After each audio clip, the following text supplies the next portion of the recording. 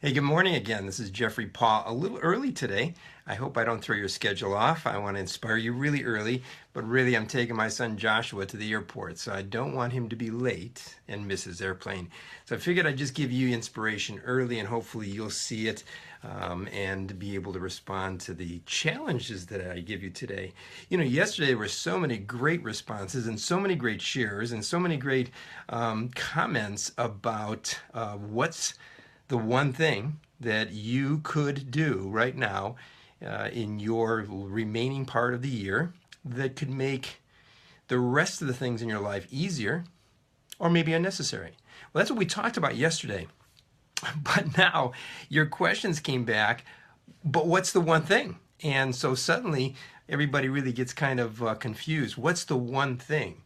Well, again, my wife and I had a little bit of sharing just a few minutes ago and related what's the one thing? That's a question I asked her. What's the one thing that would truly help the rest of your year and all the things that have to be done in the holiday season and to hit your goals and achieve your things like we talked about yesterday? What's the one thing?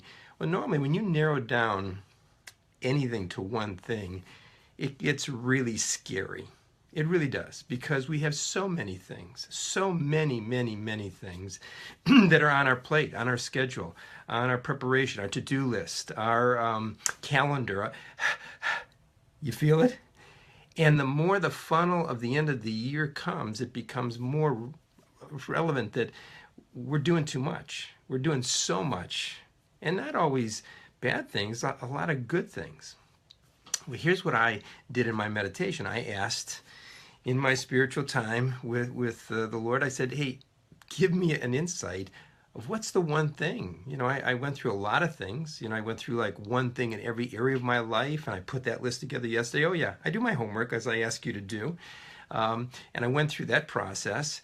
And the day, I don't know about you yesterday, but the day got more and more busy and more interruptions. Have you ever had a day like that? It was so tense. It was unbelievable. The day went by like lickety split. Didn't accomplish as much as I expected and planned to. And I started to laugh, and I took a moment away from all of the hubbub. And I really got kind of excited because of the fact that what was going on was I wasn't taking my insights from the Spirit, my inspiration that I gave you yesterday.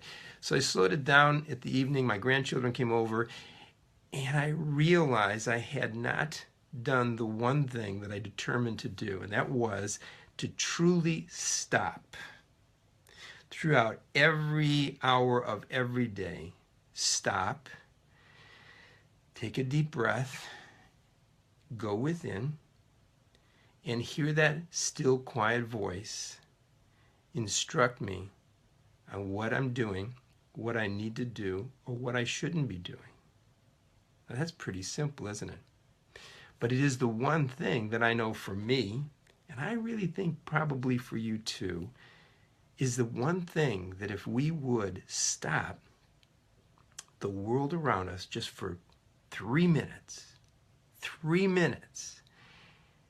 and pause, become still, and go within, and listen for that voice, give us some instructions, some encouragement, some hope, some cautions, all the things that you can get within yourself from the Spirit of God within you will change this vacuum, this volume of activity and to-do lists and all those things. Yes, you're still going to have a to-do list, and yes, you're still going to have a busyness and a calendar. You're not going to become a recluse. I don't think my community of inspirational people are going to become recluse. But what you will become is much more peaceful. What you will become is less anxious. What you will become is more focused. And here's the bottom line. Your eyes, your mind, and your ears process from a human platform. When you go within yourself, you go to the platform of the Spirit. Now your eyes see things that you could have never seen.